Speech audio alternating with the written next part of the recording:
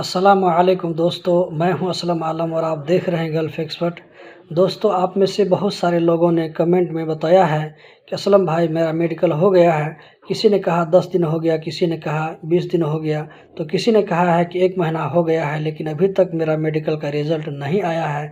तो क्या करें? दोस्तों, आज की वीडियो में इसी टॉपिक पर बात करने वाला हूँ, क्योंकि आज मैं एक कंपनी की तरफ से कस्टमर केयर से बात किया था, तो उधर से मुझे क्या रिप्लाई मिला वही मालूमात मैं आप लोगों के साथ शेयर करने वाला हूं।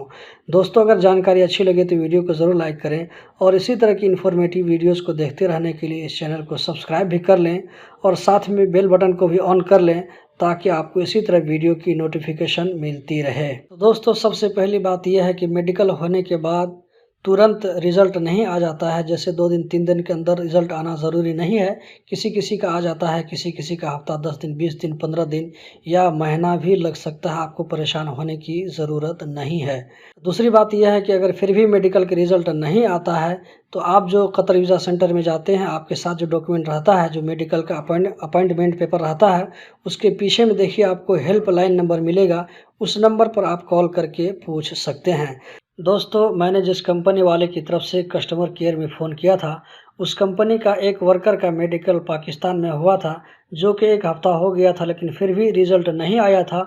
तो उस बंदे ने कतर वीज़ा सेंटर में फ़ोन करके पूछा, तो उसको जवाब मिला कि तुम्हारा मेडिकल का रिपोर्ट कतर भेज दिया गया है, अब जो कुछ होगा वहीं से होगा, तुम अपनी कंपनी को बोलो वहाँ से कॉन्टैक्ट करने के लिए। तो दोस्तों, आप में से भी अगर किसी का मेडिकल का रिपोर्ट अगर नहीं आता है, तो कम से कम आपको 15 वर्किंग डेज़ के बाद फ़ोन कर सकते हैं।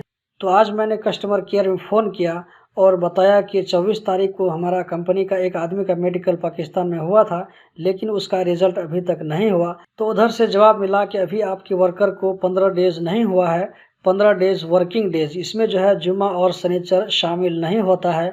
इसको छोड़ करके 15 वर्किंग डेज़ होना चाहिए। 15 वर्किंग डेज़ गुजरने के बाद उसने कहा कि हम लोग आपका कंप्लेन दर्ज करेंगे, उसके बाद ही कुछ आपको मैसेज मिलेगा, कुछ रिप्लाई मिलेगा। तो दोस्तों, 109 ये कतर गवर्नमेंट का नंबर है।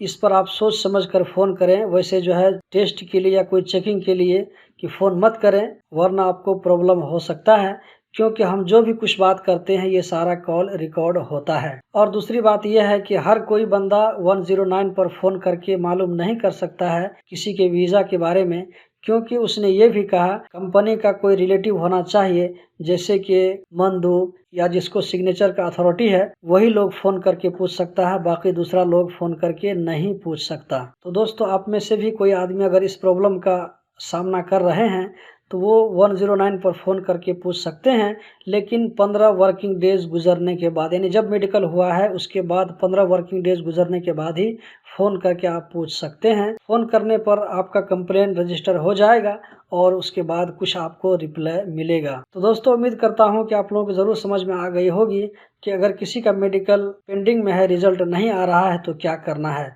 दोस्तों, इसी तरह की इन्फॉर्मेटिव वीडियोज़ को देखते रहने के लिए चैनल को सब्सक्राइब करें। वीडियो देखने का बहुत बहुत शुक्रिया।